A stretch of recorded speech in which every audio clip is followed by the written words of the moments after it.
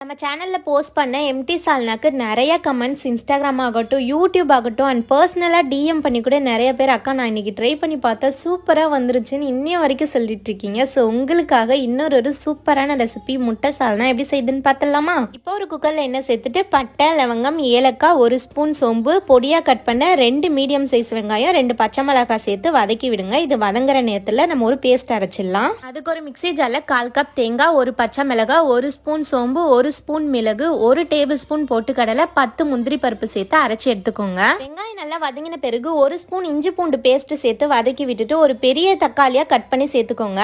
இது கூடவே 1/4 கப் புதினா, 1/4 கப் கொத்தமல்லி சேர்த்து இதையும் நல்லா வதக்கி எடுத்துடலாம். இப்போ மசாலாக்கு மஞ்சத்தூள், மிளகாய்த்தூள், மல்லித்தூள் கூடவே சிக்கன் மசாலா சேர்த்துக்கோங்க. இதோட அளவெல்லாம் நான் டிஸ்கிரிப்ஷன்ல கொடுக்குறேன்.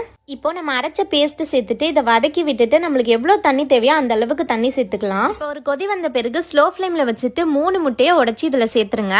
இப்போ ஸ்லோ ஃப்ளேம்லேயே வச்சு 3 விசில் விட்டு கடைசியாக கொத்தமல்லி தூவி இறக்குனீங்கன்னா சூப்பரான முட்டை சால்னா ரெடி. கண்டிப்பாக ட்ரை பண்ணிவிட்டு எப்படி இருந்துச்சுன்னு சொல்லுங்கள். நாளைக்கு பார்க்கலாம். டாடா பாய்.